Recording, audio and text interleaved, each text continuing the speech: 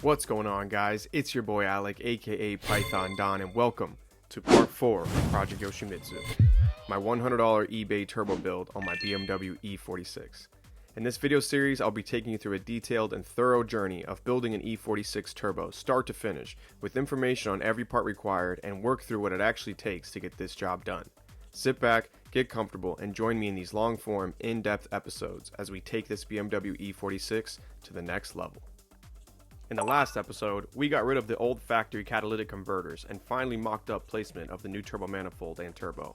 We also removed the oil pan so we could safety wire the oil pump nut and got the oil pan welded with an oil drain bung and baffle before refitting it to the engine. With these mods done, we can safely push the engine to higher RPM limits and now have the correct hardware installed to run the oiling system for the turbo. In today's episode, we get to delete now useless items from the engine bay, take a look at some clean camshafts, and break some more things. Oh no. A nice change of pace, as this is our first of many episodes where we are finally out from underneath the car and into the engine bay. Without further ado, let's continue on our journey to a turbo E46.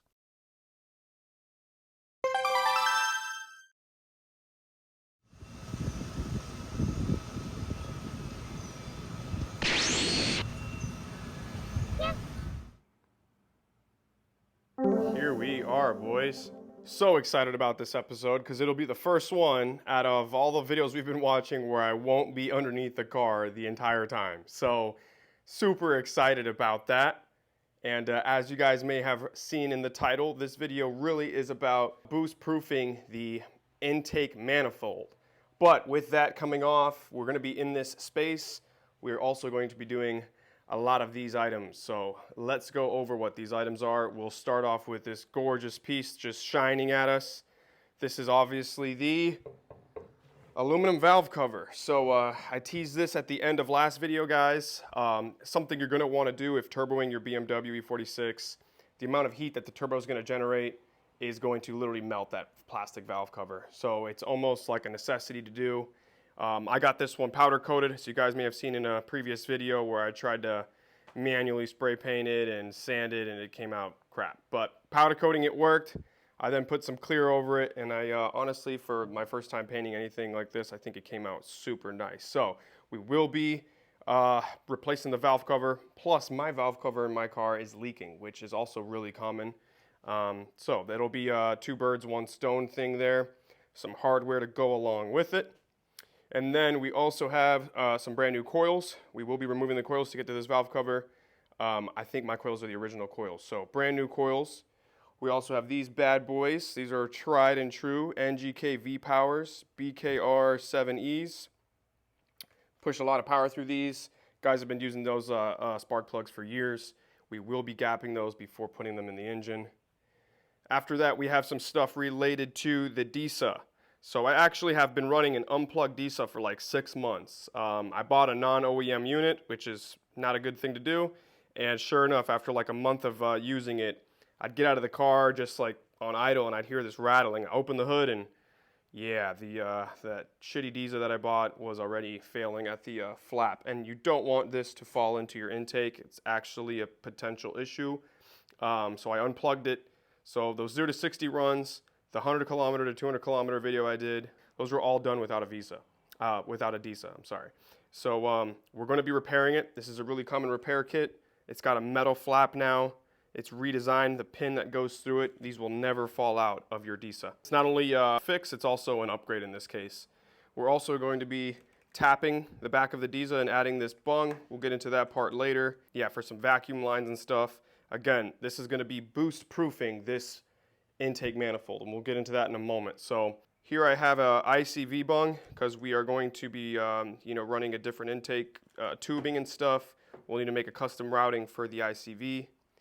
This is a bung that's going to go on the end of here, and we are going to be deleting the CCV system entirely in this car. So I'm so excited to get rid of that.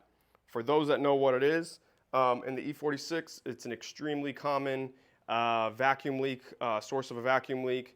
If you have check engine codes P0171, I think, or 174, almost always related to a torn hose in the CCV. I've done this job years ago in my first BMW, and in this boosted application, we won't be needing it anymore. So we're going to be running this guy on the end of here, and then just a line straight out to the bottom of the engine. It's just vapors.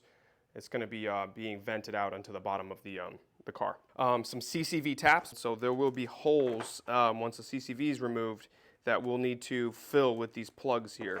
After that, we have here some hard lines for coolant. These run under the intake manifold, and I've never been under there to replace those. So we're going to be removing the manifold. Might as well do these. If they crack and you leak coolant and your engine goes overheats, yeah, there goes that. So always something good to do, especially if you're going to be under the intake manifold. You're only under there not that often, so when you are, get this done. So that's 1, 2, 3 of these hoses are all related to coolant. This is actually called the sucking jet pump, which we're going to be replacing. This is a piece not related to the CCV, but this helps create vacuum for some of the systems in the car that need to function. I think I have that right. So a piece you're going to want to replace anyways. It's an old piece. I've never touched it. And again, this is under the intake manifold. So if you're down there, get it done, boys. Then after that, we have some nice colorful bits here. Oil filter housing gasket with the new billet check valve. This is a really nice upgrade. You can find these on eBay. There's like a provider out of Ukraine or Poland or somewhere. You kind of have to look hard for it, but get the aluminum one if you can find it. This has been leaking in my car for God knows how long. You've probably seen in the videos, the last video and the one before, a lot of oil buildup on the, and just gunk and shit on the power steering pump and on the oil pan. That's all coming from either this guy here or the leaky valve cover. So both of those things are going to be fixed in this video. After that, we have our Vanos Banjo adapter with our turbo feed, boys. We're starting to get into some turbo related components here, and in this case we're going to be needing to find a way to feed the turbo oil. So this is what we're using. We're using a Vanos Banjo. This is going to go in place of where the Vanos line is, the Vanos feed line, and then this guy is going to go on this end, and the other end is going to go to the turbo. And then this sick guy, I didn't get to see this in episode 1 when I went to the intro of all the parts required, but I am updating this parts list as I go along. When I discovered that engine mount arm didn't work, I removed it, and I will be replacing it with the arm that does work, so we'll have a really tight parts list that I'll share with you guys in the end of every single thing I have here and what works, what doesn't work. So anything I find that didn't work, I've removed it. With this guy, we're going to be running now a oil pressure gauge and an oil temperature gauge, and this is going to allow you the ports to plug in both of those. Very, very nice. This is called an oil distribution block. Super nice. And then here we have some vacuum lines. We're going to run for boost gauges, for electronic boost controllers. So that's really it, boys, for all the parts I have laid on the table. Let's go over to the engine and we can explain in better detail the stuff that's not on the table that's also going to be required to be done in this video. And honestly, the whole reason, for the most part, we have this stuff here. All right, here we are, boys. This is where we left off from last episode. Manifolds removed, baby. We got the exhaust manifolds out of there. We've test fitted our turbo manifold, make sure that it does fit, and we can kind of start getting an idea of turbo location and stuff. We'll get back to that very shortly. Don't worry, guys. We're going to get that turbo manifold back on here, but I wanted to remove it to have all the spaces we can to do all the stuff we just mentioned. The reason why we're back up here in the engine real quick, I wanted to explain the intake manifold. So we are going to be boost proofing this intake manifold. Is essentially what this episode really is about. These are kind of auxiliary components plus stuff that is related to this intake, but right now the intake is still mounted to the engine. So this car's never ran boost in its life. It doesn't really know what boost is, and we're introducing a component to this engine that's never was designed for, you know, in a way. Turns out they make incredible power on boost, and it almost seems like they were designed for it. And then turns out, you know, next generation we have an M54, which is kind of built along this M54, and they're turbocharged. So I think this did pave way for those in the future. But anyways, this intake is all ran off vacuum. And now in this scenario, we are putting positive boost pressures. There's a lot of ports on this intake that need to be plugged, sealed tightly so that when we're pushing boost, we don't get boost leaks from somewhere else, losing horsepower and causing issues, you know, in other places. A lot of the reason we are taking this manifold off is so that we have better control over it. We can find those ports and plug them. Here's our DISA. We're gonna be removing that, like I said, and doing the upgrade. CCV ports are up here. This whole thing's coming off. This guy's coming off. The CCV that's underneath the manifold. I mean, we got a lot of stuff to do here, guys. Our coils, spark plugs, and all that. What's nice is we already have quite a bit of components already out of the way, so we don't have a lot in the way of getting this manifold off. So, hoping in today we can get this entire manifold removed, and what we'll do is we'll start by removing everything, the manifold, the valve cover and stuff like that. Then we'll put the new valve cover on, the plugs, coils, and we'll make our way back to reinstalling the manifold with all the new mods done to it. So if you guys are down for that and are excited, let's get into it, boys. Let's get this intake manifold removed. We'll get started by lowering the car one level on the quick jack. Since we no longer will be under the vehicle, having it a little lower will help mitigate some back pain action. This is perfect. All right, we're gonna start off with draining this coolant. Just get it underneath here to catch everything. All right, I'm gonna hit the garage, boys. These lawn care guys are wild, and I swear they're here 4 days a week. Fucking cutting every bush, every grasshopper, every creature in there. They're gonna come back tomorrow, and golly.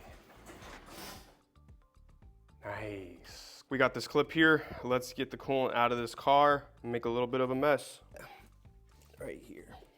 I got ants running around in here too. It's like you leave your car unattended to for long enough, boys, the creatures are gonna find their way in. Oh, let's go. Let's hit the one on the valve cover side. Yeah, I'm gonna have to hit this thing with an ant bomb or something when we get back in it, boys, because they're everywhere. Maybe got a little chicken nugget in there for them. I don't know. Usually don't eat in my car, but some nights you leave the club, things get a little weird. I'm gonna cut these zip ties that I put here for all the extra wiring that I got running to the DME box for the angel eyes and the xenons and stuff. Get rid of this cover here. We'll break this positive terminal here loose. I'm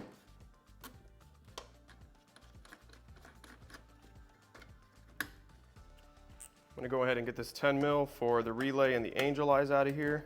In the wiring episode, we will be rewiring all of the auxiliary systems that I have here, angel eyes, all that stuff. So that'll be a fun episode. I actually kind of enjoy wiring a bit. All right, now we can remove the CCV line for good. There we go. We're up onto the fuel rail lines here. I'm just gonna get the O2 sensor harness clips here out. I already push them through. We got an intake temp sensor right here. Just need to squeeze the tab, just like that. We then got our DISA valve connector, which is already disconnected over here, like I mentioned. And then we got a bracket that holds down your positive cable over here, which we'll get rid of now. It's a big nut right here. Feels like it could be a 10 mil. It's actually a 12 mil. And it's loose. Nice. Oh God, where the hell did that just fall to? We got the Vanos solenoid in here, there we go. All right, now we got these fuel rail clips for each of the injectors. Just like this little metal clip right here. You're just gonna try to walk it back. My finger's gonna be in the shot, guys. Let's see if I can get it under here. That way I don't lose this clip, but just like that. You see how I'm walking that back? We're gonna do that for all 6. Okay, now we can remove this conduit here that has all the harnesses routed to it. We got the airbox out of the way in last episode already, so this is nice and out in the open. There we go. Yep, there's another one up here just under the DISA. So one was a bolt and the other was a nut. You just see how freed up this feels. Pretty good. We might have maybe one more connection somewhere. Actually, I think that's it. We got another harness up here for the ICV right under the DISA. There we go. It's literally right there. You can see it if you just stick your head under there. All right, with the ICV unplugged, there's actually a little hose here that goes underneath the manifold to the brake booster. You just need to give it a wiggle. Yep, just like that. All right, we're back in the front. We need to depressurize this fuel rail here. You got a little cap for the the Schrader valve. If I understand correctly, just like air in a tire, you push down the Schrader valve and the pressure will come out. Now, I don't know how pressurized this fuel rail is, so I hope it's not a lot. This car's been sitting here a while. Maybe the fuel pressure drops down as the car sits. When I get this over it, okay, don't feel any pressure in the fuel rail. Now, the car has been sitting here for over a month now, so yeah, that's all the way down. Good. All right, now that we got those clips removed, we can actually remove this harness here that goes over the top of the engine. All right, now let's go looking for all those clips. So you can see them all just sitting right here. All right, we got just a few more clips to go. We got one that fell in here, this clip, which I've been looking for a while. All right, now let's blast this fuel rail out of here.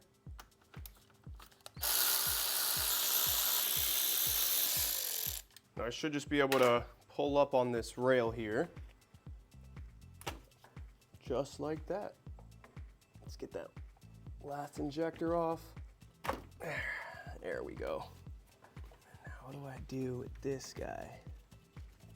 Oh, I just dirtied the fuck out of those injectors, but there's a hard line, fuel line right there. I'm just not sure how to separate it from the rail itself, or do you just kind of move the rail out of the way? All right, so I finagled the fuel rail out from around the electrical harness there, and you actually, this is a quick disconnect. Push down on this blue tab that's here while pushing down onto the fuel line, and then pull backwards. There we go. A little bit of gas will come out, but that's all right. Just don't be smoking a stogie. All right, before we start with removing the nuts that hold the manifold to the engine, there's a few up top and there's one just below the throttle body, so we'll need to remove that as well to get access to that nut. But we're gonna really quick attack whatever's rest of the CCV system that's attached to the intake. So there's a hose you can see here, all brittle and crusty, kind of protection sleeves there. We're gonna get this hose off, and there's actually one that it's connecting to right here. So these are really crusty and they've been on there for quite some time. As you can see, they do not want to come off. There we go. So you can squeeze those prongs and just pull it backwards. All right, that's disconnected. Let's get over here. We're gonna remove the ICV throttle body and get access to that nut. All right, the ICV is out of shot, but it's just underneath there. I think there's two T40s holding it in. Just like that. I've cleaned mine in the past, but it's always good to get some manifold cleaner in there. On the backside here, yeah, you can hear the valves not. You should be able to shake it, and there's a valve in there that should freely kind of move back and forth. So we'll clean this later. There is actually also one more bolt holding this conduit in place. So you can't really see it, but you just gotta feel for it. There's two. There's one for the throttle body, and then there's one for it.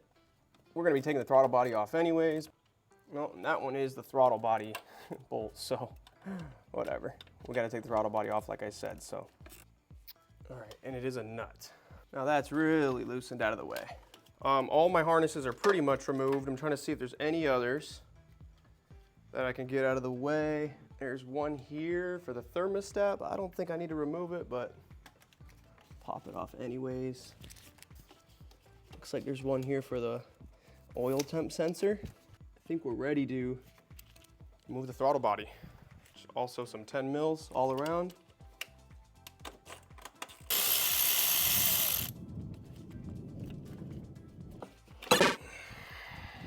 Voila, and we're off. We'll give this baby a little clean. Try not to mess with the flap too much at all either. All right, now we can see the main nut that we need to remove. It's this guy right here, just below the throttle body. Once you remove this one, we can then remove the rest that are on top. 16 seated on that bad boy, just like that. I think it's this big guy right here. Voila. All right, the very last thing we're gonna do here, boys, before taking off the intake manifold is remove this CCV system. It's got ports in each of the runners. It's held in by T25 Torx bits. So I'm just gonna try to blast these guys off real quick, and then we can remove the manifold.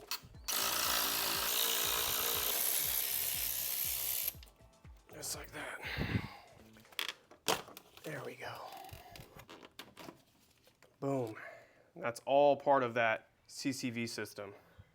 Underneath the manifold is the remaining portion of it, which we will definitely remove once we get this off. Now, it's important to be really careful while we do this. There's quite a bit of crud inside these crevices here, and I don't have a vacuum right now. So I'm gonna undo these manifold nuts and peel the manifold back this way, and then quickly just push in some towels into the inlets there so we can clean this area up later and there won't be any debris that'll fall into the hole. So that's kind of my method right now. We're gonna go and attack this manifold with. Alrighty, boys, let's get cranking on this intake manifold. We got a wobble head extension on some size 11s. We already got the one on the bottom out. We just got to do the rest up top.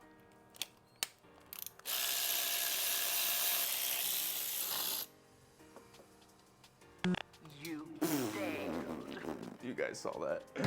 All right, now how do we do this? Do we just pry backwards on this bad boy? Yep. We will have to worry about this positive cable here. We're just gonna have to route it, kind of slip it through while we pull this manifold out and back. But let's just see, boys. Okay.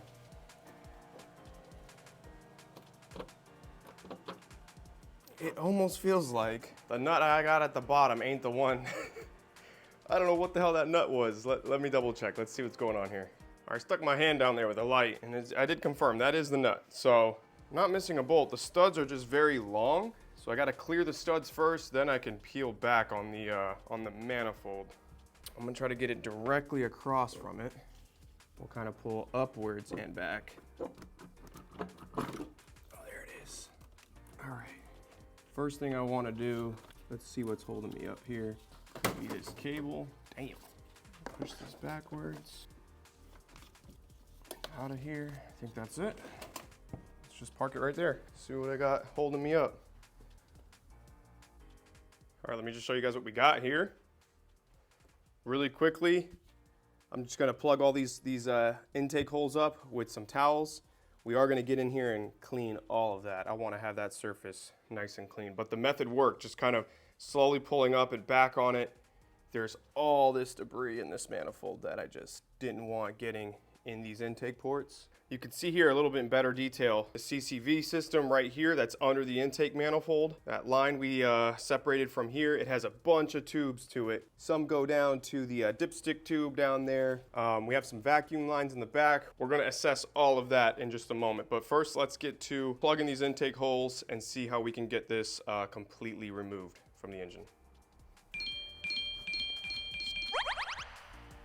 All right, after taking a closer look, looks like it was just really that vacuum line that was back there and this connector for the secondary air pump that I missed. So let's see if I can just lift this bad boy up on out of here. Oh, we got something else. What is this? It's got like a metal prong that it sits on. We'll just pull that out of there completely. Now we can get this. No way. What else? There it is, the intake manifold finally removed. With it now out of the car, we can strip it down and give it a good wash. All right, we're gonna start off with the CCV system, which is held in right here by 2 Torx bolts. They are 25s, so. There we go. Let's get this damn thing out of here, boys. Yeah. Next up, we have the DISA. Got a Torx bit here. I think there's one below it as well. There it is.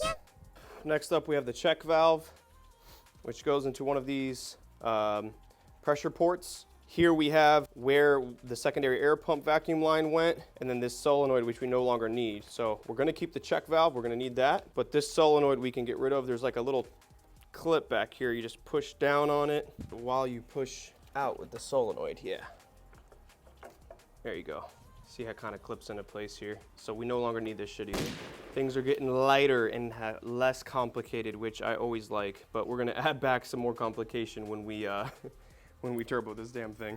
Next up, we're gonna remove the hose that connects a sucking jet pump to the bottom of the manifold.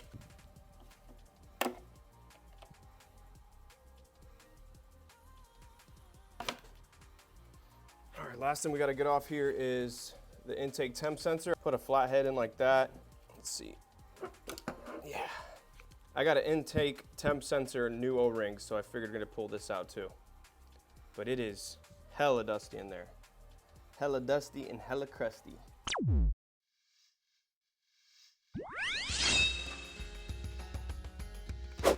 Did you know underneath the manifold there's a hidden item that many don't know even exists? It's huge and useless and hasn't functioned the entire time I've owned this car. It's a vacuum canister, and its sole purpose is to open and close a small flap in the factory exhaust system. Get rid of it and enjoy the new space in your engine bay. So here we are with everything we've removed from the intake. We have the DISA intake air temp sensor, sucking jet pump here, secondary air pump solenoid, check valve and some vacuum hoses, and the CCV and all three hoses associated with it. Whatever Torx bits that came out of the CCV system, I just ran them back into the intake here, right down here. And I did that with the CCV taps at the top as well, just so they're not exposed. I don't know, figured I'd get that done. Anyways, let's clean this air intake now.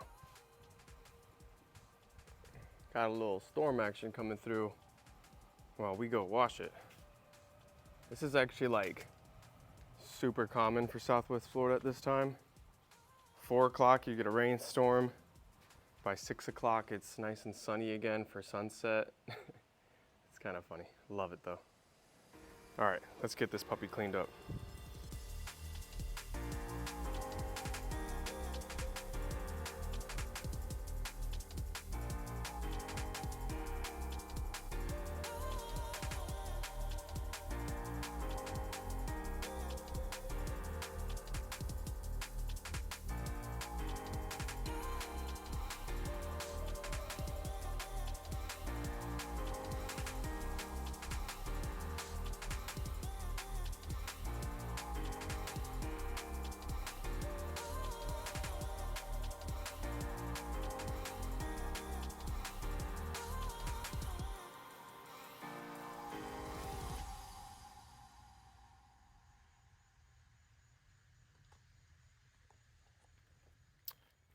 All right, guys, let's keep chugging along.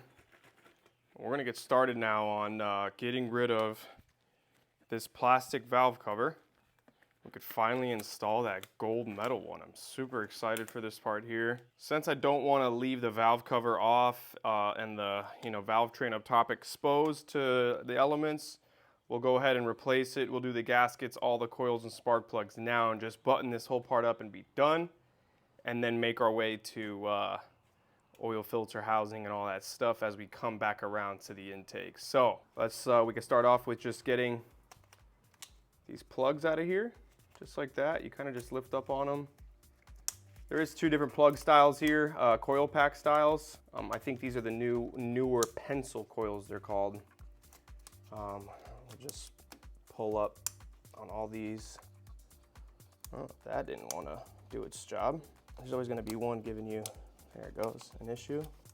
And then we'll make our way to the last one out of view there. And then just put your finger in here, pull up and out. Wow, cavities look nice and clean. No oil on any of these, which means our gaskets internally here are doing their job. All right, then we can get rid of, I think these are an 8mm ground right here, and I think there might be one more on the back. Nope, it just looks like that one there. All right, now let's see if we can pull up on this harness here. Don't want to snap it, so trying to be gentle here with it. It's really in there good. Jeez. Damn, I break anything? Nope, we're good. Just get that out of the way. Okay, let's see. Now we have our 10 mils all around. Let's go hit them. All right. All right, I think that's all of them. Let's give this bad boy a little pry here. Oh, this puppy. Woo.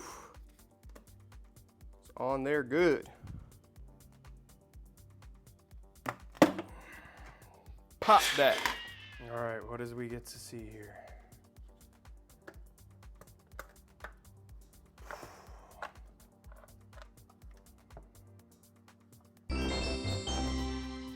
Look at that, baby. Wow, those camshafts look incredible.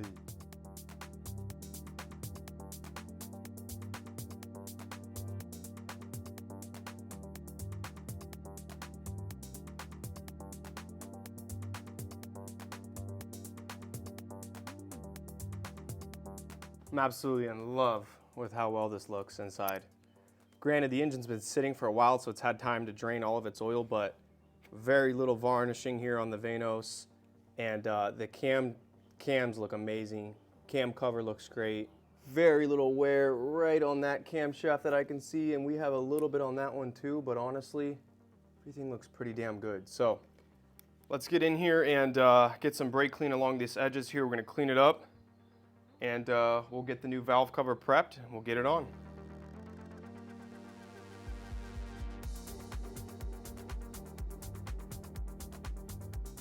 Let's get some RTV on these half moons here, these seams, and the seams in the back, and then we'll get the valve cover on it.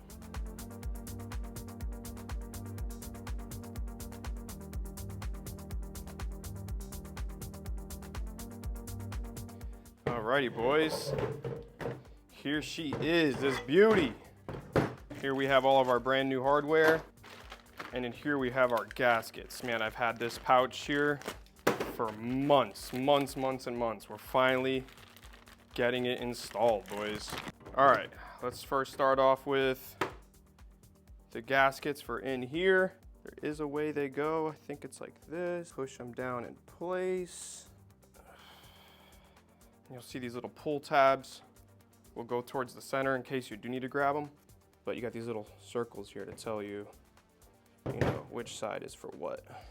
So just gonna make sure these are seated in their channels. That's good. And then we can do the same now for this puppy. This is kind of your locating circle right here.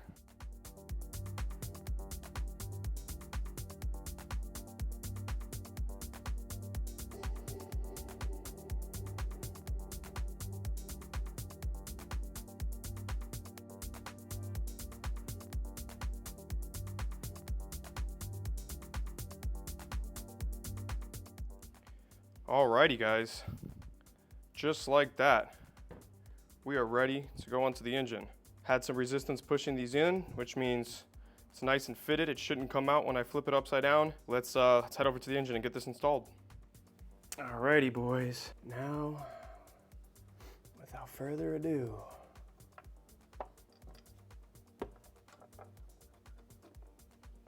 make sure in the back those wires are out of the way, because that's the area that you cannot see. So we got a little handy dandy chair again. We are cleared in the back. We are Gucci. Smooth.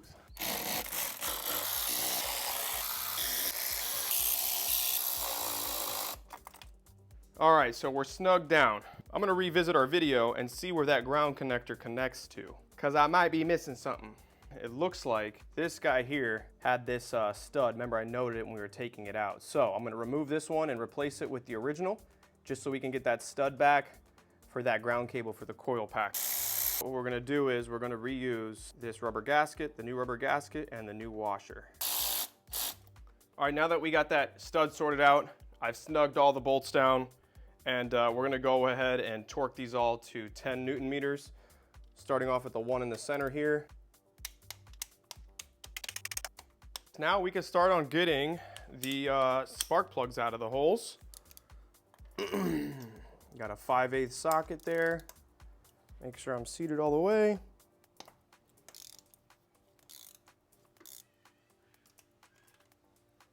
I actually think that looks very good. Honestly, I don't really know how to read spark plugs that well. I don't know, nice and brown. You guys might be able to know better than me. Let's see what we got here. We got BKR6E QUPs. So these are BKR6Es. We're putting the BKR7Es. Cool to note, 4 prongs there. Anyways, let's do the rest.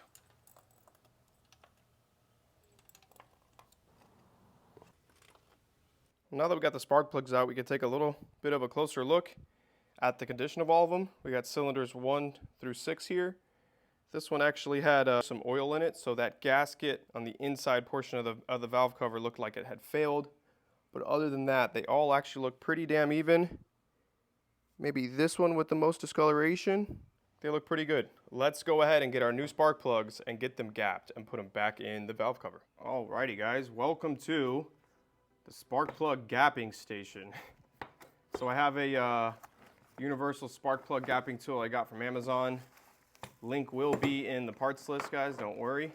And essentially, what this tool is gonna allow us to do, for those that don't know, is laying your spark plug in here with the prongs facing this clamp, and we're just gonna literally slowly add pressure to the spark plug forks and bring them closer to the sparking tip. Now in this application, we're looking for 0.022 of a gap. So with the spark plug tool, you'll get these files here, whatever you want to call these, that are all machined to different thicknesses.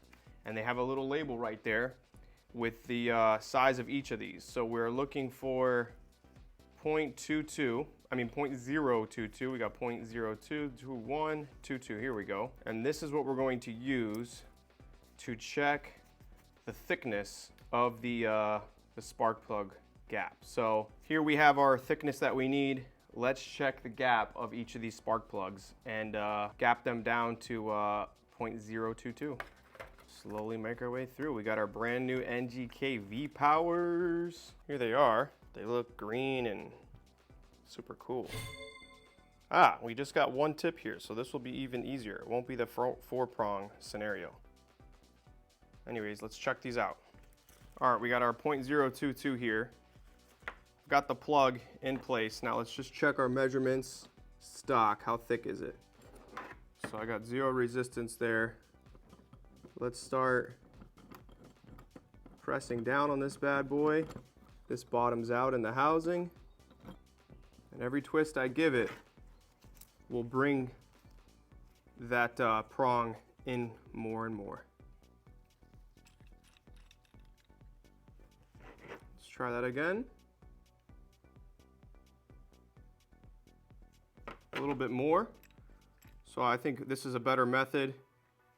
When the pressure is on it, it won't let me slide this through, but you need to push through the pressure, then back it off and see your changes.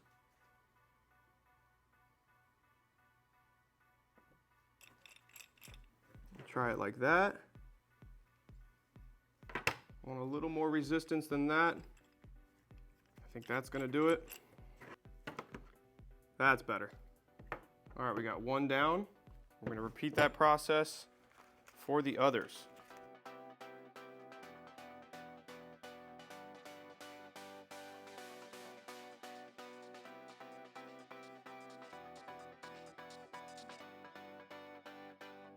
Alrighty guys, we got all of our spark plugs gapped and ready to put in the engine. Let's get to it. All right. Just get these bad boys hand threaded. Like that, but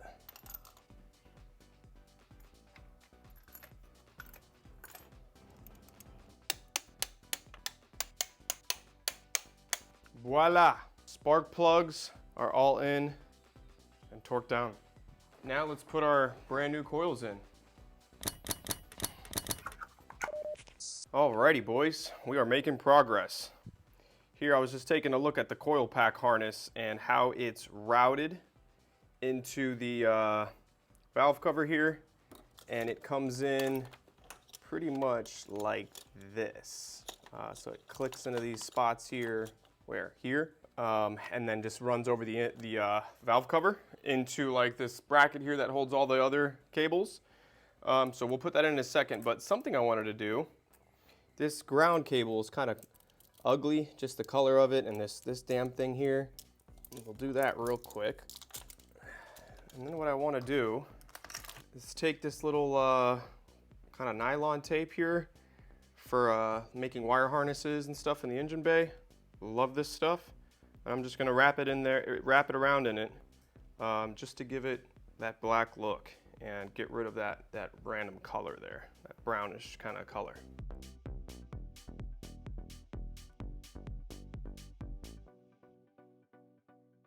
So something like this, just kind of got rid of the orange color and stuff and have it a little bit more uniform.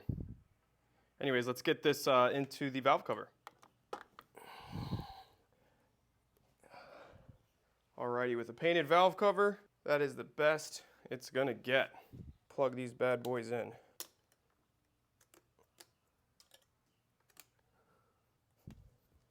Just for our finishing touch here, we have our new port for the valve cover. Boom. Also, I'm gonna swap out the non-OEM oil cap with the BMW original one. It says BMW on it and Castrol. I kind of like that. Even though I don't use Castrol, I do like the shape of it as well, and it looks nice.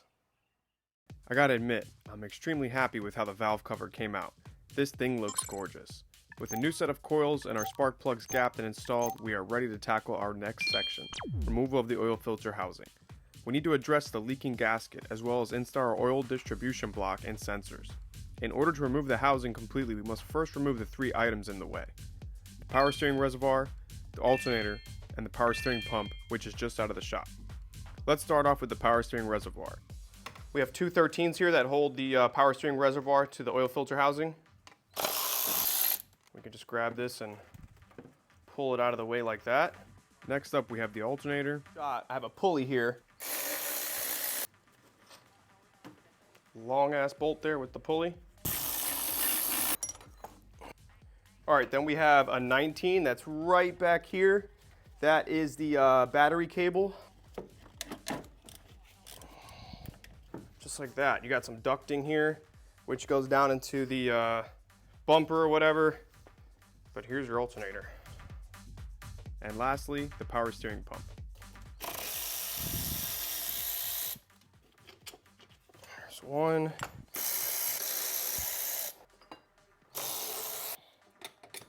Just like that, we go under. With the items removed and out of the way, we now have a clear shot at the oil filter housing. All right, so starting off with the Vanos feed line we're gonna remove. It's a 19 mil, but I don't have one of those, so I'm going in with a 3/4, which is pretty damn close. There we go, we got the washer on top we wanna grab. Very nice. All right, with that done, we can really quickly just remove this pressure switch here, pulling on the prong and just give it a good shake. And then we have all of the remaining 13 mil bolts exposed for the housing. So let's hit those now.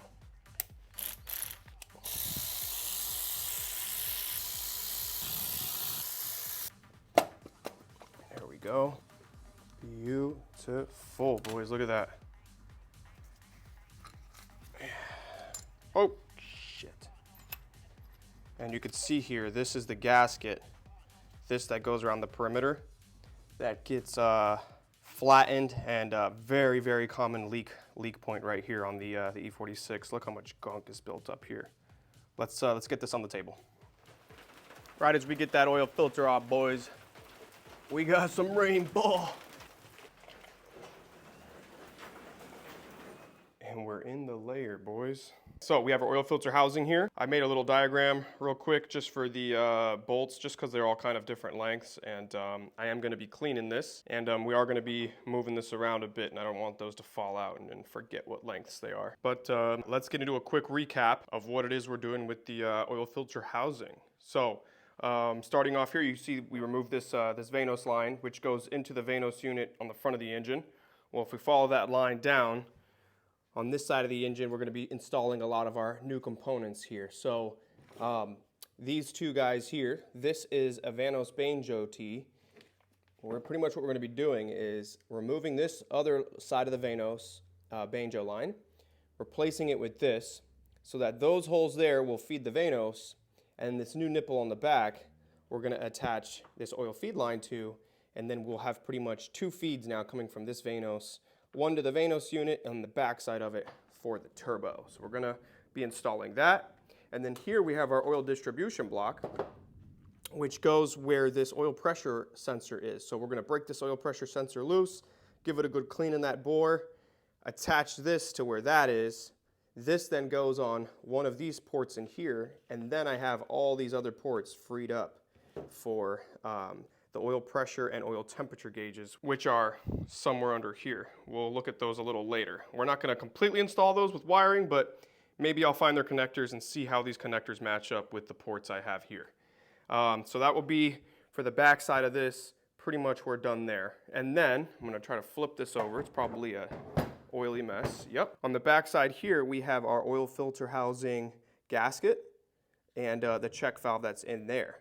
So I think my check valve has been bad for quite a while. Some symptoms are like when you go to start the car, you might get a low pressure light for just a moment, like a second or two, and then it goes away.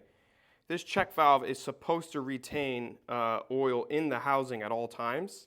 And when it goes bad, that's kind of a symptom. So replacing the check valve will always make sure I have oil pressure up here.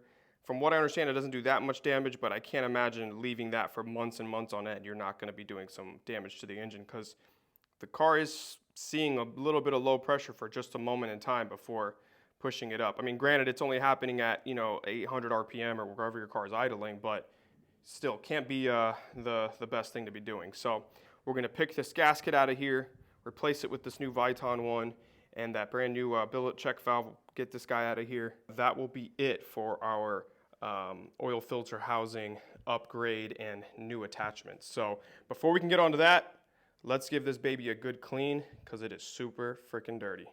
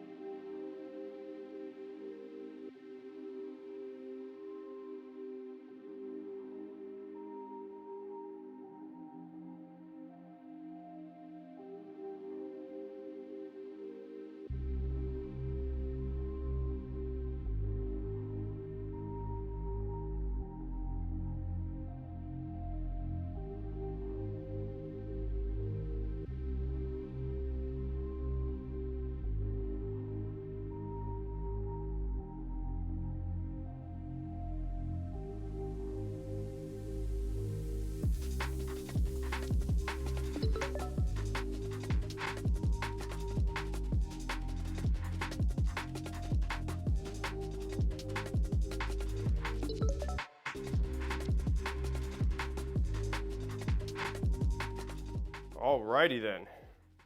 Here we have our nice and clean oil filter housing, as clean as I can get it with the brake clean and the materials I had, but honestly I think it came out pretty nice. So I just was checking out the oil filter housing. You can see I removed that Vanos line there and just doing a little bit of fiddling with the sensors and seeing where everything's placed. And a few things I wanted to note on the distribution block here. So here we have our distribution block. We talked about this earlier. You could see this Banjo bolt that they provide with you here is threaded into this top slot.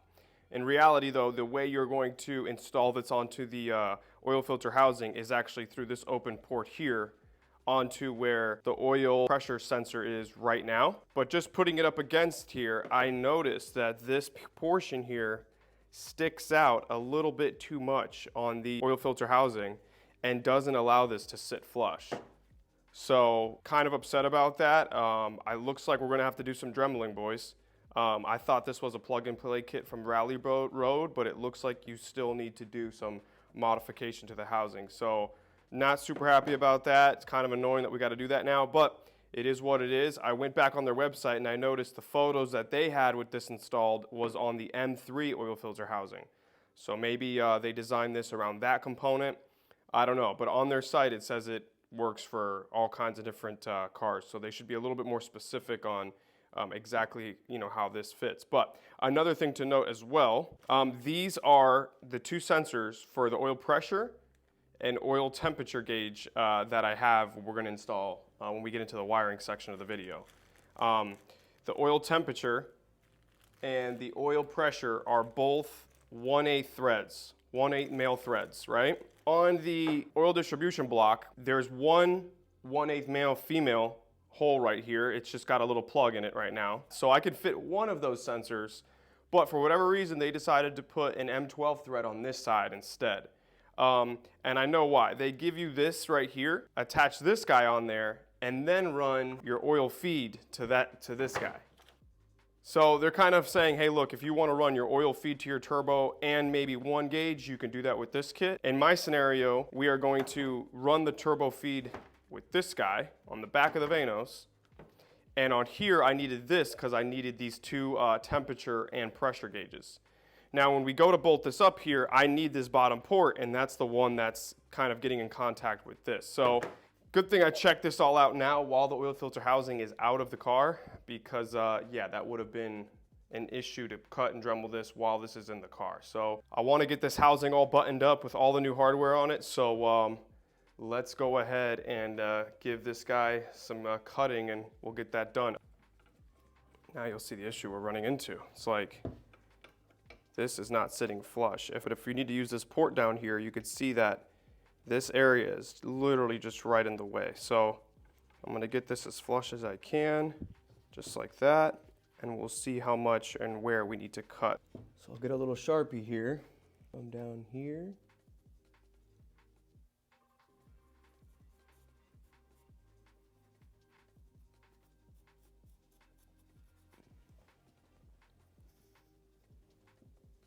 Yep, let's get into it.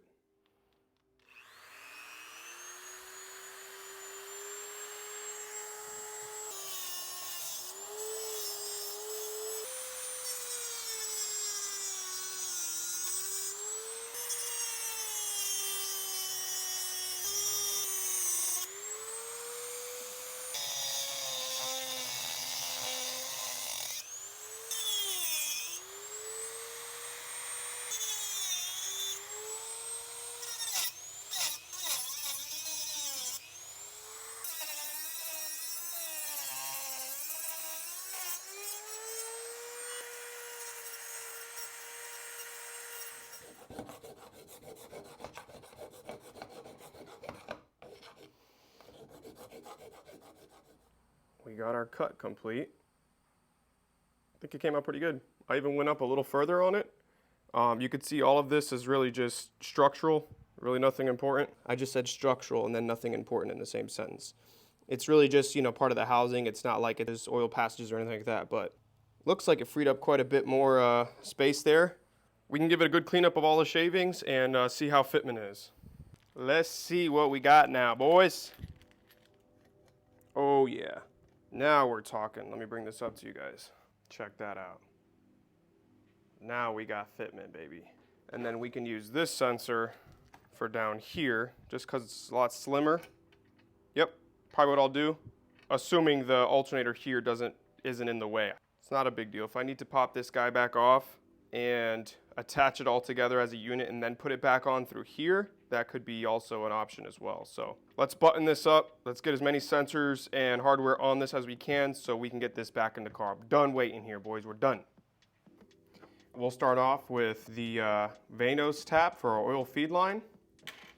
We get the Vanos going in here on one end.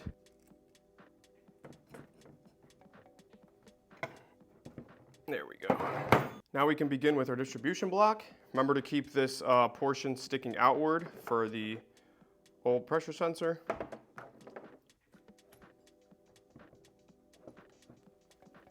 There we go. As you're tightening this way, it's got a tendency to want to twist, so try to hold it from the back side there. All right, next up we have our old pressure sensor. Next up we have our 1/8 port up here, which is just held in with an Allen 1/8 plug. We'll take our new sensor here, and real quick we're just going to hit it with some Gasket E-Seal. Damn, I don't want to thread it all the way down with this thing. See you guys in 45 minutes. All right, that seems like it doesn't want to thread any further, so I'm going to leave it at that. Don't want to snap that sensor off. That would be annoying. And we got quite a bit of sealant there helping protect us from anything leaking out.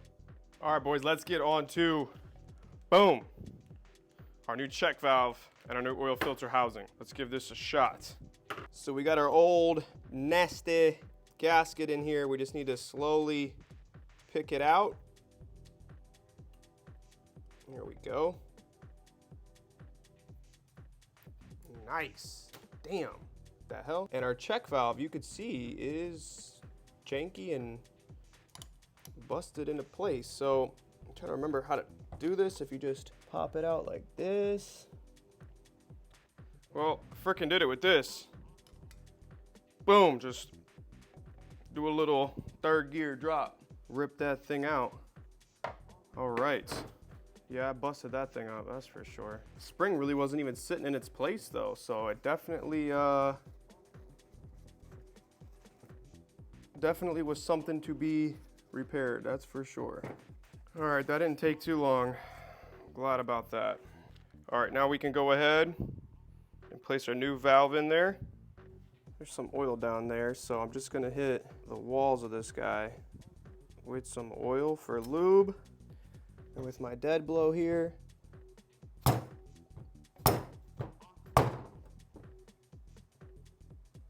beautiful. Now let's install our new gasket. Just like this, you can see the channels, kind of just work it in those grooves. You got these little notches here, these little metal ones that just kind of bite into the gasket itself. Just like that. Haha. Look how clean that looks now. Love the little red accent there, it's pretty cool. Never gonna see it, but you know it's in there. Alrighty boys, last thing we just need to do now, let's get this oil feed line ran, baby.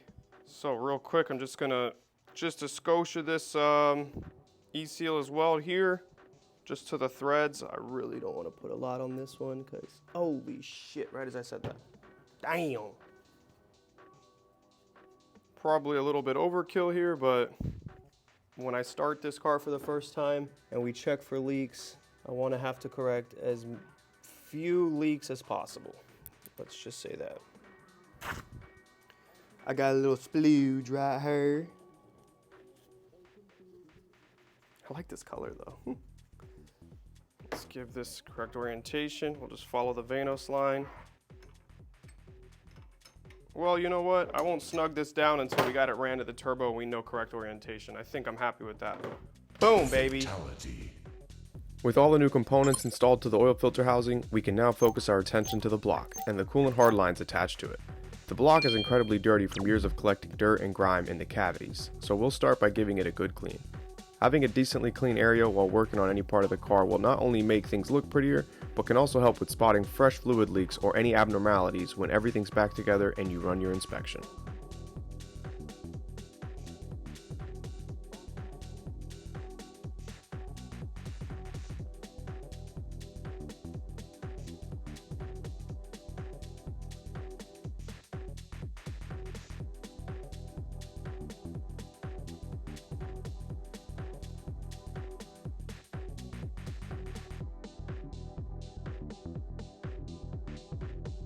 Success. All right, guys. Well, now that we got the block cleaned up as much as I could, we can get on attacking these hard lines here. So we got a 10 mil up here, and then one 13 mil back there, and we could separate it from that coolant line out back. Just make note of the knock sensors here. They're zip lined to the hoses. When we'll cut them once once I got the hoses freed up. Let me get a flathead on that back portion back there and separate the hose from the hardline hose from the soft hose.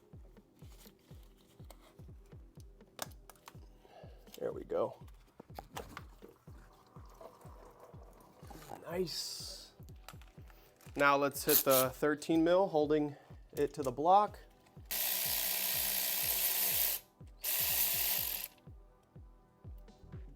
Nice, stayed with it.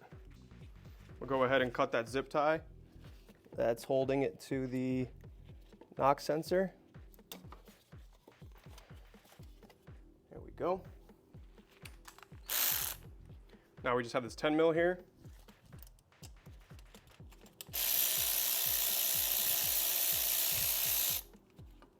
It's a nut. We could just get a big pry bar.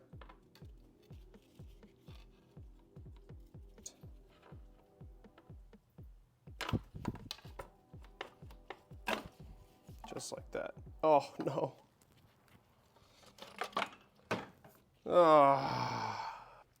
How to add a million more minutes to your life.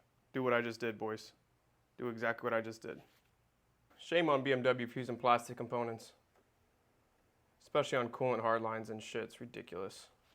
Fucking snapped it into the block. Alright, well. Do I even want to do this one? Honestly, I don't. I'm gonna fucking skip it. I don't give a shit. We'll get this one done, and I'm out. We're not even gonna mess with the other one, guys.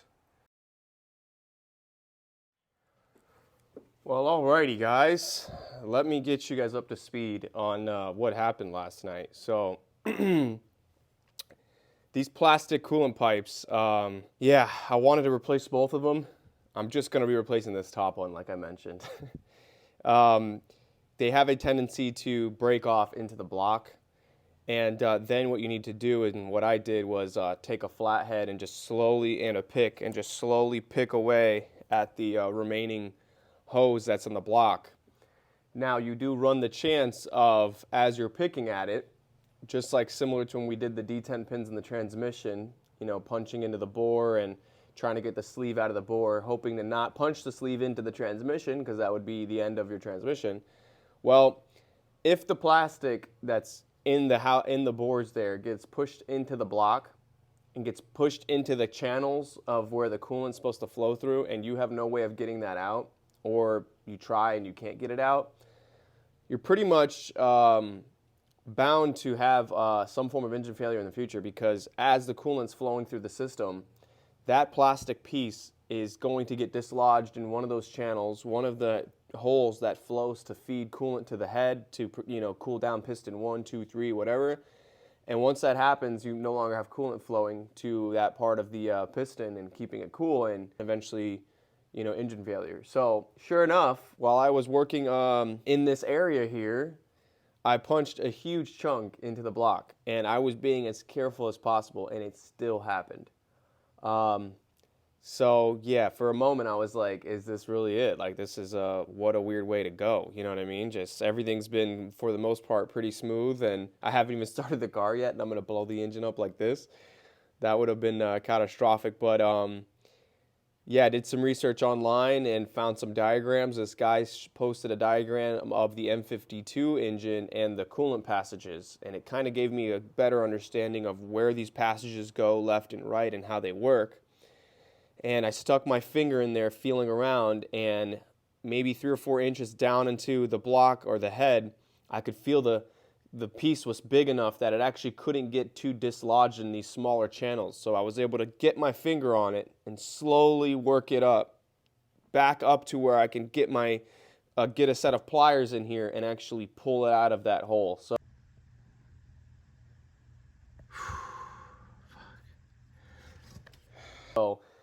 I just made it sound easy and sound like it took 10 seconds to do. Yeah, that didn't take 10 seconds to do, let's just say that. So what we're going to do right now is not potentially have to do this all over again on this bottom one here, because I really just, I don't know, I'm afraid. I'm afraid of messing with it and doing that all over again. I don't know, boys. That just left me scarred. So yeah, I'm just trying to still think of what I'm gonna do. I'm thinking of maybe just putting the new hard pipe that's right here back on, leaving this one, keeping this replacement piece, you know, in stock in case it ever breaks. I'll then tackle it. But right now, let's just keep moving. Let's make some progress today. We're gonna get the oil filter housing reinstalled, alternator, all that, and we can start working on the air intake. But we need to make some progress. I've kind of been stuck on this the past few days between cleaning, that piece happening, just killing any motivation I had. So there is a soft line here that connects to this hard pipe, which we can replace. That's not a big deal. But the other one, this other hard pipe here, honestly, I don't want to fuss with it too much. I'm going to leave it installed, and we'll keep moving on. So let's get to that. Let's get installing this new hard pipe. To start off, we'll lube the new hard pipe with some coolant and push it firmly into the block. Down and in. Be careful to check the layout of wiring and sensors so you don't pinch any cables like I did here.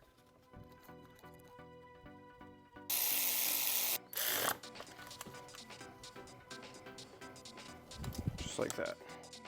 After, we can replace the soft coolant line that runs from the bottom of the coolant reservoir to the second hard pipe in the block.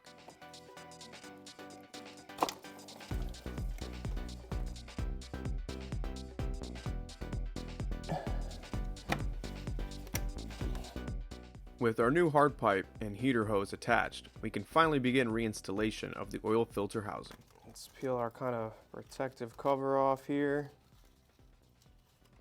Just like that.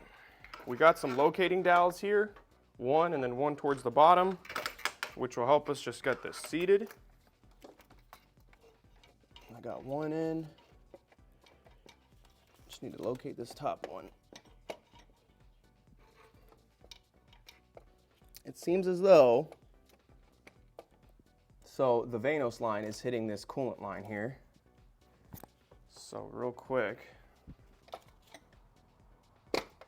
break that loose so that it can give me some flexibility on my Vanos, just like that. See, we learn as we go, boys. Had that Vanos snug down thinking that was gonna work, but if I can't get the dowels to fit, what does it matter? Let's start running our screws in. Let's start with this one up here. I'm gonna start with the bottommost one, just getting both those dowels seated well. Just keep moving. Beautiful. All right, now we just gotta torque these down. We got 18 foot-pounds.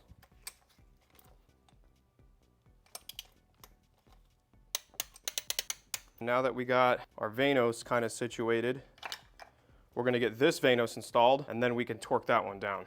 All right, we're gonna sandwich this. One crush washer up top, one down below.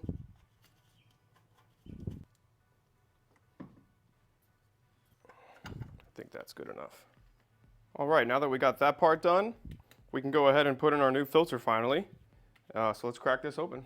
I got a 36 mil big ass socket here. Holy shit. Don't remember this being this tight.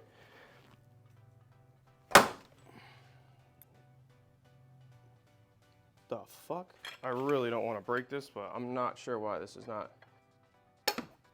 Damn, guys. I had to pull out the breaker bar for that. That's not normal.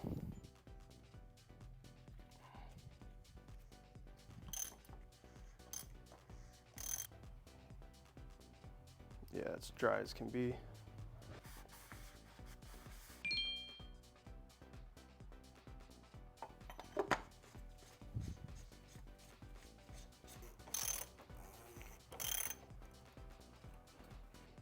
Beautiful.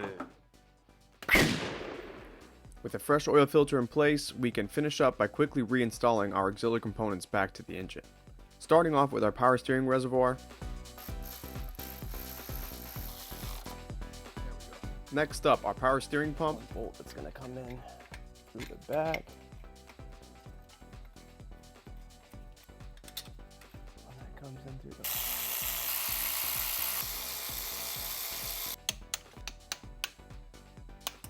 And lastly, we just need to reinstall our alternator.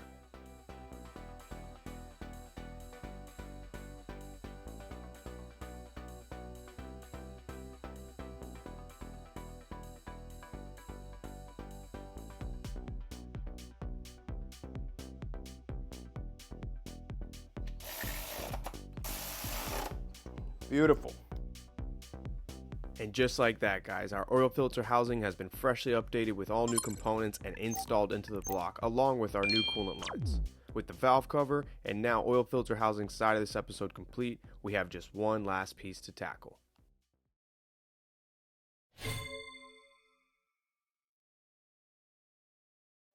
In order to boost proof the intake, we need to seal up all the places where we could have a potential boost leak. Because we removed the CCV system earlier in the episode, we have to plug the holes at the top of the manifold where the CCV distribution block sat. That's where these brass plugs come in handy. Now these plugs are threaded, which means we'll have to tap each of the holes so that we can screw the plugs into place. On the other side of the manifold, we have 3 ports where the DISA, ICV, and throttle bodies sit.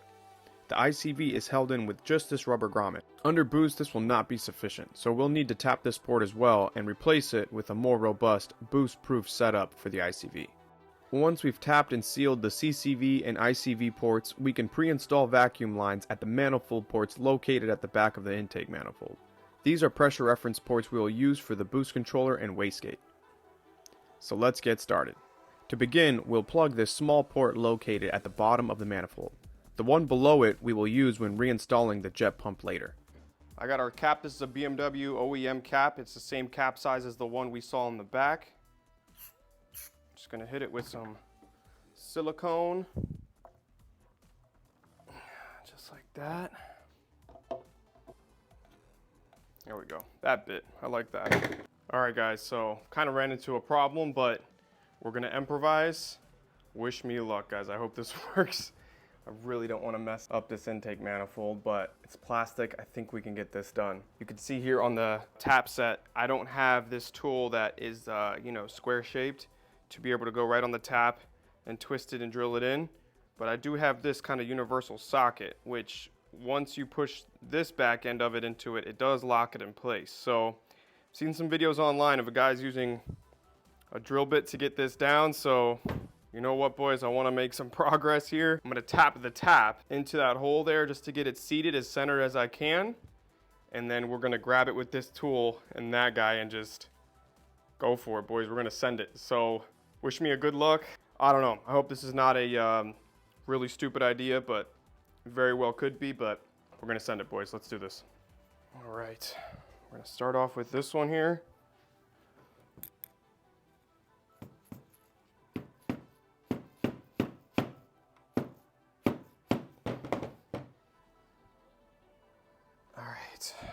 Looks pretty good.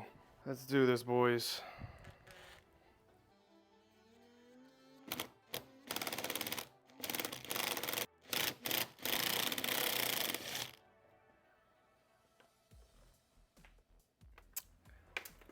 I don't know what that was, but it looks weird. It sure as hell looks chewed up, that's for sure. I see some threads.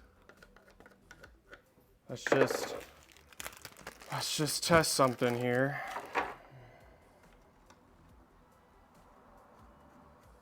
No way. What size is these? What size are these? Let's see. A little bit bigger. Yeah. All right, what do we got? No freaking way, guys. Look at that. Oh my gosh. With some sealant, I think we'll be Gucci, boys. I think we'll be Gucci. This method's actually gonna work. This is amazing. All right, let me clean out these threads and let's just blast through these other 5.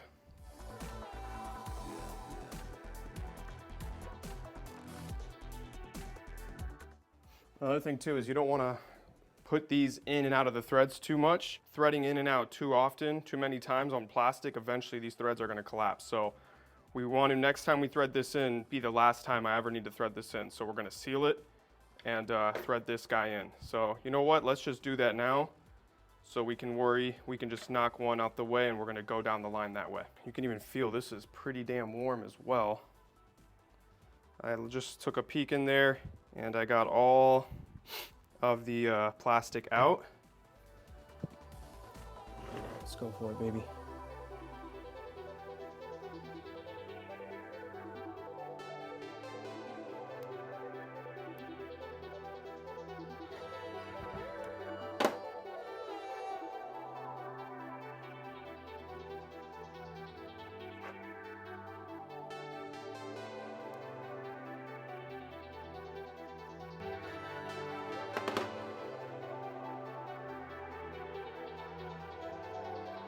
success.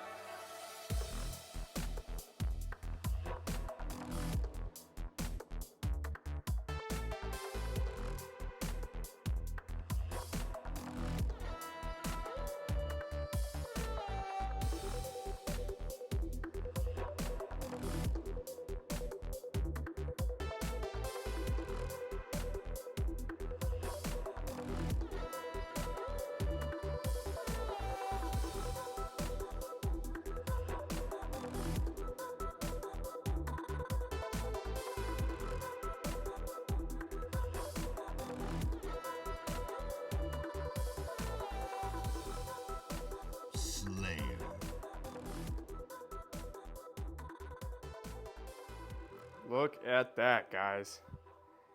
Wow, I am super happy with how these came out. Yeah, the method we came up with worked.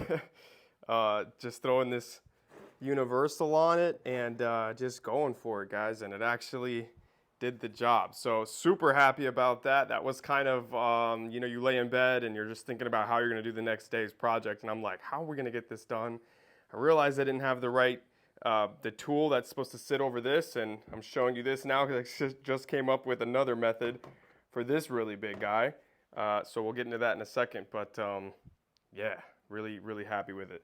So now that the CCV ports have been tapped and plugged with the sealant there, we're good on this side. We are now going to make our way over to the ICV right here. So there's a grommet in here that's in there pretty well. I guess you just need to really pull hard on it and it'll pop out. And then what we're gonna do is we're gonna tap this hole with a 1-inch tap. Same concept, we're gonna go in with the gun, I'm gonna send it, tap it there, and then we can thread in this 1-inch NPT on this side to a 1-inch barb fitting. And that will allow us to plumb the ICV there into the charge pipe when we install that. So this is next. Let's work on getting this grommet out so we can get this tapped. So you can see here what I did with the tap. This tap kit that I bought, honestly, I'll probably never use these again. I might just freaking toss it, but whatever. They're already starting to, they're on Amazon, they were cheap, and the tap that I used for the plastic was already starting to fail. So this is probably like a one-time use thing, but this kit was like 25 bucks, so not a huge deal. But I jammed a 3/4 socket into here, and we're gonna do the same thing. We're just gonna plug this into that driver there and frickin' send it, boys. Let's get this grommet off. And one thing I wanted to mention as far as tapping on the body of the manifold, these are the only two places that we're gonna be actually making modifications to the manifold itself. We're gonna be tapping this port and then the CCV taps we did up there. After that, the modifications will be to the auxiliary components that we're bolting up to this. Like DISA that sits here and the throttle body, there's some modifications we need to do next to those. So we'll get onto that after this part. I just wanted to mention that. So let's get this grommet off. I wonder if I can just chew this thing up like that.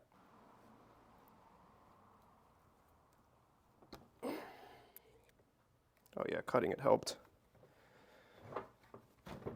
Oh, that wasn't hard at all. What the hell? You can see kind of the trajectory of it. It bends upward, it looks like, almost into where the DISA would go. And we have a good amount of meat here.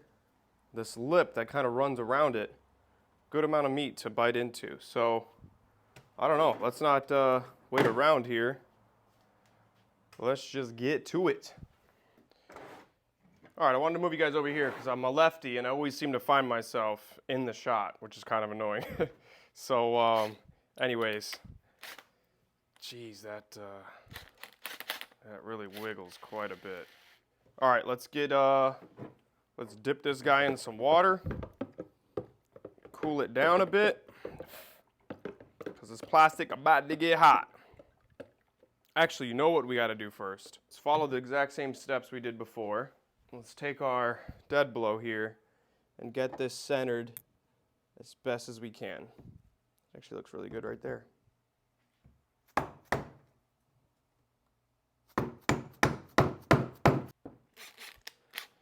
Wish me luck, boys. Let's do this.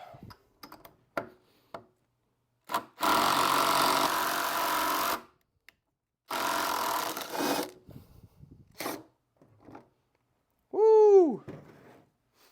made a huge mess.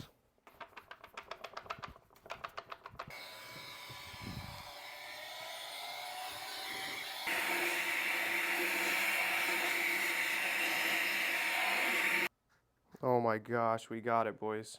Wow. Amazing. Wow. All right, let's not mess around. We're just gonna go ahead and just go in for the install. Let me see if I have a wrench big enough for this. If not, we're gonna use that big ass crescent wrench that I had and just get this tightened down as much as possible.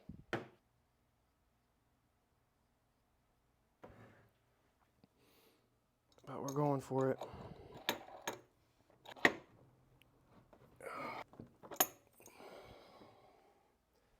There we go. That ain't going anywhere.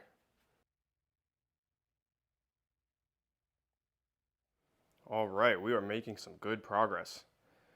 The manifold is now completely tapped and plugged. All the holes that we needed to tap and plug are complete. And what we have left to deal with now are the auxiliary components, which will then bolt up to the manifold once we're done. So we're making some progress, boys. This is it. We're finally tidying up the manifold. And once this part's all done, we can put it all back together and get it into the engine bay and button everything up and be boost-proofed, boys. Boost-proofed. So let's go over what I have here in front of us. We have the throttle body, the ICV, which stands for idle control valve. I don't think I've mentioned it in this video once. And then my DISA valve. So a few more things we need to do to these guys before getting this installed into the intake manifold. And the first one we're going to work on next is with the throttle body. So on the throttle body, you'll have these two prongs there.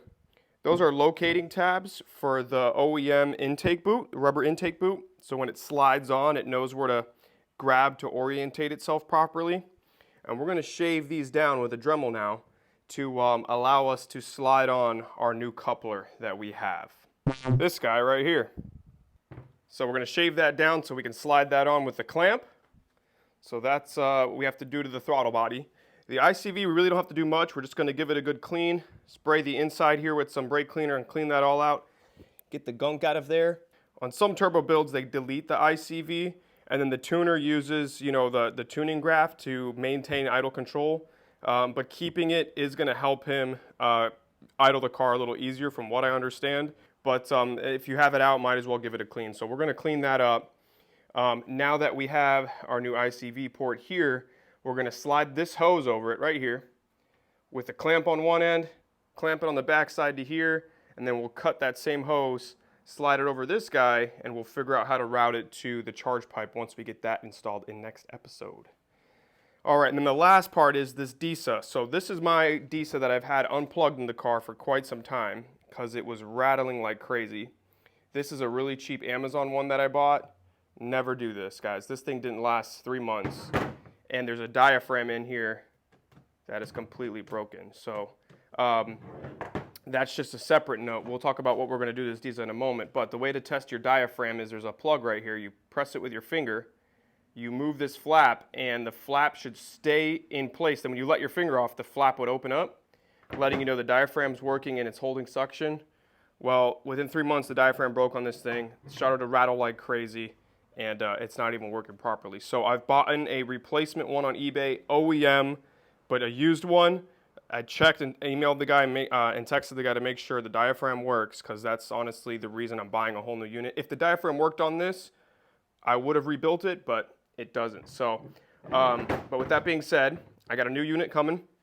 And with that new unit, what we're going to be doing to it is this rebuild kit. So like I mentioned in the intro, this has a metal flap right here versus this plastic one. And the main issue that it fixes is this pin right here on the outside of these DISA valves. Rarely, but it does happen, can over time slide out and fall into your intake, go down into your valves, and wreck your head of your engine. So this is a way of foolproofing it. We're going to replace this pin. It's going to be threaded in the shaft down here, a new flap. That's literally going to fix with a new O-ring as well. And that's going to literally boost-proof this DISA and rebuild it and make sure, you know, that that'll never happen. So we're upgrading the DISA at the same time. And the last thing we're going to be doing to the DISA is tapping it just like we tapped this guy there and the CCVs, but with this little boy right here. And we're going to tap on this side right here. We're gonna drill a hole into there, tap this thread into there, and we'll have a nipple on the back side. This nipple is gonna run to one of these vacuum lines to the check valve, and then the other side is gonna go into one of these boost ports right there, one of those two.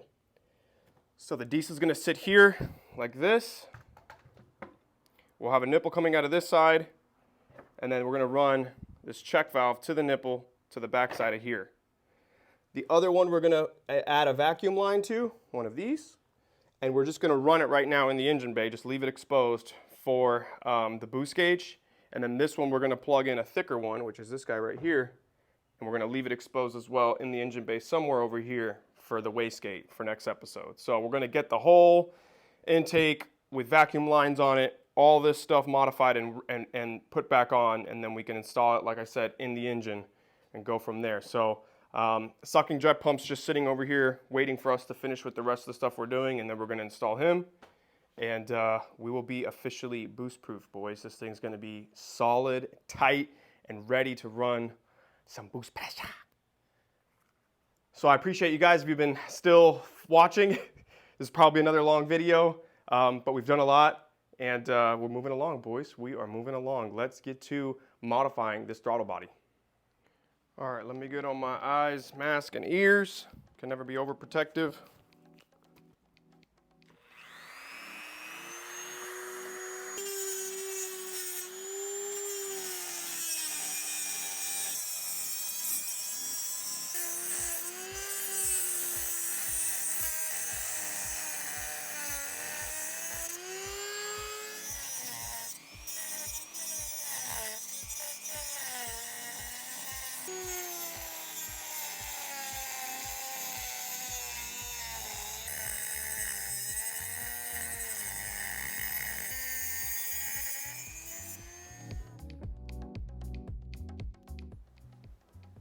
There we go. Check it out. Much better. Still got a little notch here that I can feel, but I think it's gonna be fine. I think the boot is gonna go over it just fine. And plus, we're gonna try to install the boot outside of the car. So we'll get it installed into that puppy, and then we'll slide the boot over this with the clamp and just get it on here already. But I'm happy with that. Let's clean it up because there's a bunch of shavings everywhere, and we'll go to what's next.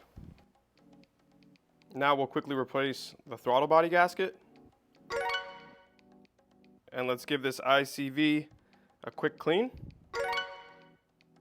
Now we can replace the O-ring on the intake air temp sensor. Let's go ahead and install it into the manifold. It's a little notch right there where this tab goes. All right, guys, so with all that done, we have the throttle body cleaned and cut. New gasket, ICV is clean. We're just waiting on the new DISA to come in now. So in the meantime, let's do all the vacuum lines and get whatever I can installed to the manifold now while we're here. And with that being said, let's start off with getting this check valve clean and new vacuum lines attached to it. And we're gonna start working on these nipples here. All right, we got our check valve there. Just gonna give it a quick clean. All right, just like that, it already separated. So white is gonna go towards the runner side. We're gonna tap into this nipple here. So let's add some new rubber hose to it. And we really don't need a lot for this side, just cause it's gonna run into the intake. So I'm gonna go about there. So we're gonna take this prong, just like that. Now we're gonna add another one of these. And we're gonna use the top port here. Just like that.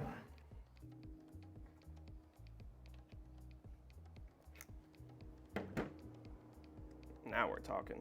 Oh yeah. Let's just add some vacuum line now for both of these ports for when we go to run wastegate and boost controller. And we could just get a mock-up in the engine bay real quick of kind of length and stuff. So let's do that. All right, so We got runners going this way. Ports will be on the back, something like this. So both the wastegate vacuum and the boost controller vacuum are going to be pretty similar lengths. The wastegate's going to sit here, and the boost controller solenoid is going to be somewhere around here as well. So I'll cut one and just match the other to it, giving myself quite a bit of leeway because I don't want to make too short of a cut. So we're going to be somewhere around here. I'm going to route it like down here like this. And then I'm going to cut all the way to like the headlight here. Just like that. I'll take this out of here now. And let's match the thicker line to it like that. And then we'll just get a rough cut there. And I'll flatten these cuts out when we're ready to put it in. Now this one actually got snipped perfectly. Oh, because that's the other end. That's the manufactured end. All right, and then we'll use the bottom port here. There we go.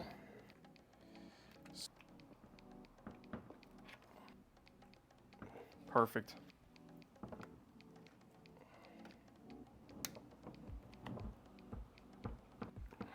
There we go, just like that.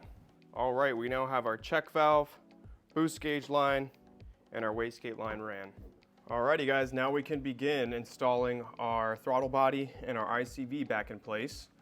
One thing I noticed with this ICV here is it has this bracket and this little sleeve that the bracket slips into. Well, because of this new port we've made now, this ICV bracket is pretty much useless. So I think I can just wiggle this out of here. Take the whole damn thing off, baby. So what we're gonna do now, we're gonna get this hose slipped onto here, and then we're gonna get the other half onto this bad boy. So how much do we need here? Right about there. I got some more silicone. Lube this puppy up. Let's get this heater hose pushed in. Wow, silicone helps so much. We'll slide this guy over it. What's nice is they're 8 mil, just like that, nice and solid. And then from here, what we'll do is we'll slide it on like this, and same thing, you know. Put a clamp and boom, call it a day. It's kind of odd looking though, huh? Well, that's kind of the concept at least. Now I'm gonna leave this probably off for now in case maybe I gotta cut this down even shorter. But what it's gonna do, it's gonna go in like this, and then this elbow here is gonna go in on this side and connect to our charge pipe. This is pretty much gonna be the concept, boys. We're keeping ICV. All right, let's get on to installing the throttle body now and mounting our coupler to it like this. It goes in like this.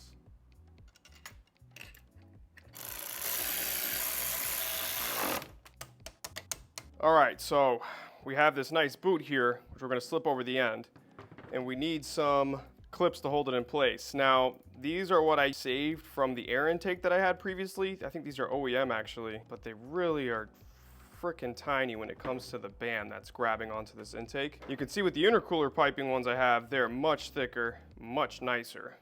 But they're not large enough for the diameter I need for this. So, kind of just curious about that, if I should just pause.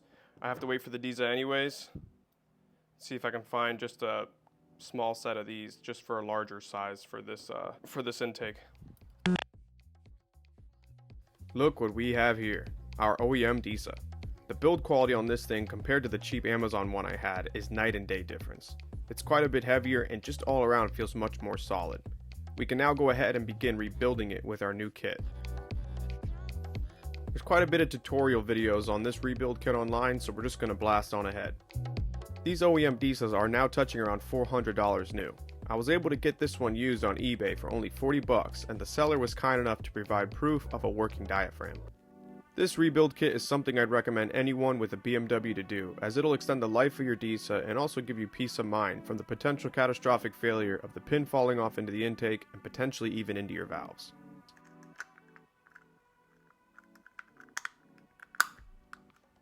Voila. Completely rebuilt and upgraded DISA valve, baby. Looks great. Let's now get to tapping this port here. We need to tap the DISA and add the check valve so the DISA can remain functional. The DISA runs off of vacuum, and since we are turboing the car and creating boost pressure, there's no way for the DISA to operate. That's where the check valve comes in. We'll start off by taking a 5/16 drill bit and drilling a hole just above the diaphragm. Clean out as much debris from inside the DISA as possible, but don't stress if you can't get everything out. The interior of the DISA isn't actually connected to the intake manifold, so there's no real way for plastic to get inside. Save a small piece of plastic that's fallen out for later. After that, we can take our 1/8 tap and tap the newly made hole. Due to the creative tool attachment I was using, the tap went in at an angle, but not a huge deal as we're applying sealant to the threads anyways. Next, we'll add our sealant to the barb fitting and thread it down into place. With the DISA now rebuilt and tapped, we just have one last step before we can reinstall it into the intake. There's a tiny vacuum port we need to close. We'll take one of those small shavings of plastic that we created and using a soldering iron, melt it into the hole to create a permanent seal.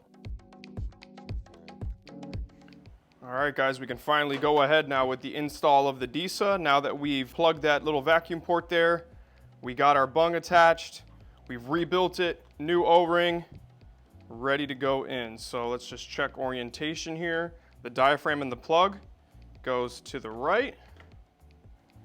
Let's just push that O-ring in. Straight running it in dry like a savage. There we go. Now we'll take our Torx bits, just run these guys down. Okay. That one's starting to round out, which is never good, but we'll keep rolling. With our new DISA reinstalled, we can run the last vacuum hose to the other end of the check valve.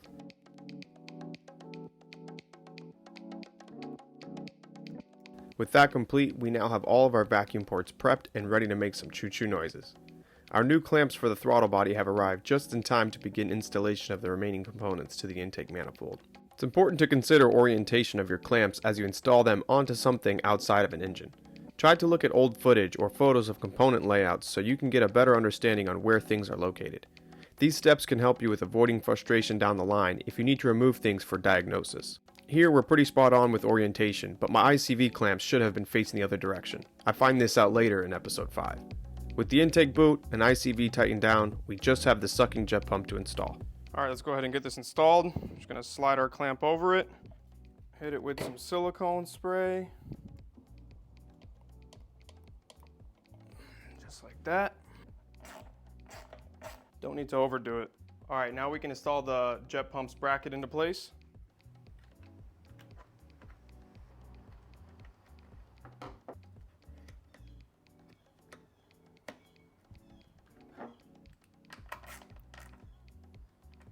Like that. Lastly, we just have to install the hose that goes to the brake booster at the top.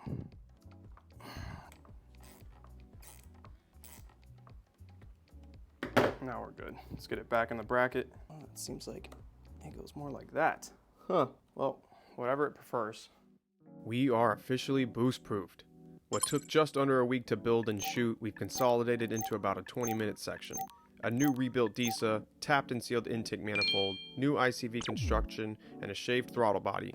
Vacuum ports connected and ready for boost. This intake manifold is looking incredible.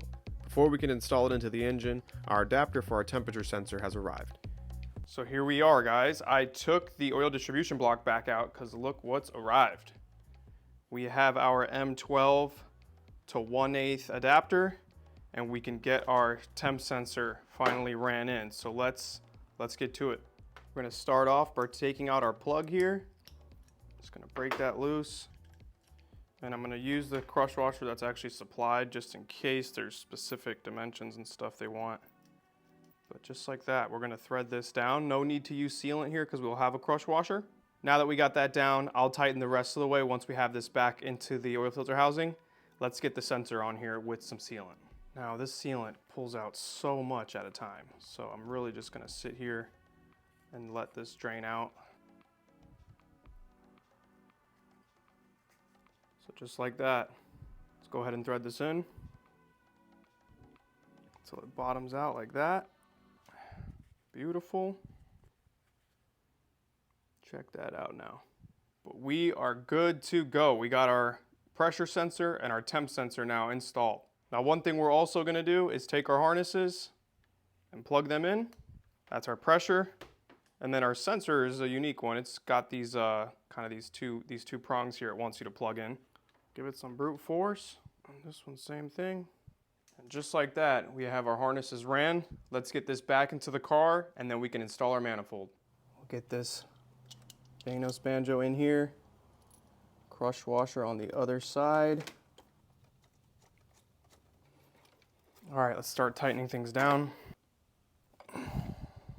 There we go. Nice and snug. Now that we've been able to install our temperature sensor into the distribution block and our harnesses are installed, we can now install the intake manifold. All right, guys, it's about that time. I've gotten everything routed out here around the intake as much as possible. I have my nut on the back of the alternator already tightened down. We have our harnesses ran for the new sensors here. I got this thing out of the way as much as possible, and then we just got to locate our stud, which is down here, for when we're ready to mount the manifold. So that's what we're going to be dropping into first, and then we can do the top studs. But let's get these guys out of here finally. I do a quick check in each of the chambers, make sure I don't see anything.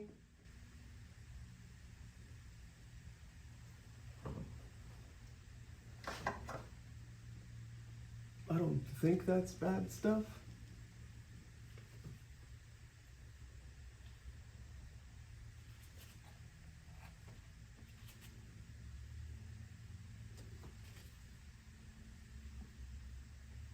What the fuck is that?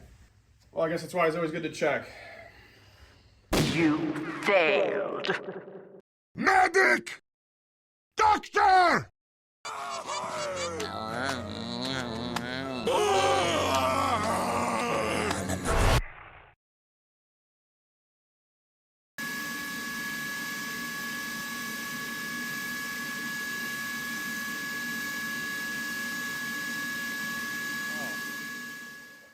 Here we are, boys. Another catastrophe averted.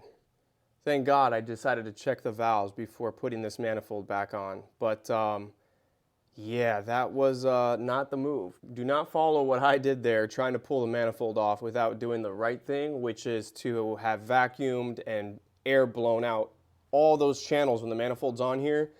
I think I noted it, you know, when I went to go pull it off, that there was some debris there, but I tried to pull the manifold back and at an angle, try to be slick with it. Yeah, don't do that. All it takes is one stone, just one little pebble rock getting in those valves, and then you go to turn the engine over and it's over. So had a little contraption we built there, bought a little vacuum, and then added a little straw to it, sprayed the ports with brake clean, and then just sucked all the little bits up and just spent the last 2 hours going through each valve and getting them cleaned. But we are finally all cleaned up, ready to roll. Let's finally get this manifold installed, guys. Another crisis averted. Success. Gosh, this has been a long one, but we're ready to roll. Let's get this manifold in the car. Killtrocity. It took a good 40 minutes to work this manifold back down into place. With all the items pre-installed, things get real tight once you're in there. There are a few key items to look out for. One is the battery cable that runs from the back of the starter to the alternator. It runs just in front of the bottom stud on the intake. Be sure to run it out of the way as much as possible. Also, I ran into an issue where the distribution block was just barely coming into contact with the intake manifold where we placed the OE pressure switch. I needed to turn the oil block towards the Vanos line to get more clearance. As I just mentioned, once everything's back in place, it gets real tight real quick in the engine bay, and we still need to tighten the nut that mounts the manifold to the engine. How are we going to manage that, you ask? Well, remember when we removed that useless vacuum canister in the beginning of the episode? Moving that has now freed up for us a super convenient access hole from underneath the car that is large enough to not only give us access to the bottom nut on the manifold, but even my entire hand and a flexible ratchet can get in there and attack even the clamps on the throttle body boot. Once we have the nut tightened down from below, we can finish up with the rest of the nuts up top.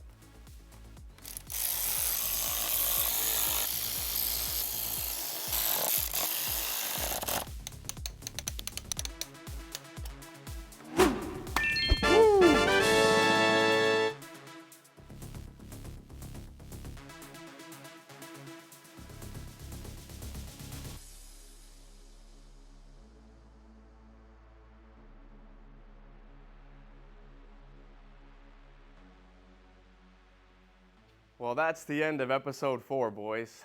Man, what a long episode. If you guys are still around right now, you guys are the MVPs. I really appreciate it. I know this was a long one, but you saw the list of items we had. This was a huge video. 3 major portions of it. We got the valve cover done with all those auxiliary components, coils, spark plugs, and all that. Oil filter housing all redone with all new hardware. Cleaned up some coolant pipes and left a few in the block still, but I think we did all right. And then, yeah, boost proofing that intake, man. This is gonna be a step you have to do in order to run a turbo in the car. You're gonna have to plug those CCV holes. It's gonna be a lot of boost pressure we're gonna be pushing through this manifold, and it needs to be functioning properly so that you can get the power that you want. That's what we're doing all this for, right? To get this horsepower. So, yeah, learned a lot along the way, tapping and all that stuff. We did some more cutting. Thought it was a really cool episode, very long one, but I hope you guys could appreciate the detail and the thoroughness that I try to put into my videos. This could be a good database for in the future, you know, for anyone looking to turbo it. We're gonna have a long series of all this stuff, and you'll have all the detail required to get this done. So with that being said, this is the last video of all the maintenance components side of this turbo build are all fully installed now. So from here on out, next episode, I can show you guys a little teaser. It's on the table right over there. Everything from here on out is turbo components only. So full steam ahead. This next episode is going to be pretty wild. We're going to be mounting all the fun stuff. And then from there, we just got fueling, a little bit of wiring for the gauges, and a tune. And we're ready to give this thing a first start. So we're really close, guys, really close. So appreciate you guys for sticking with me this long. And stay tuned, boys. More to come. I'll see you guys in the next episode. Peace. For those that stayed this long, let me get y'all a little teaser. That's right, guys. All this shit. Episode 5. Let's go.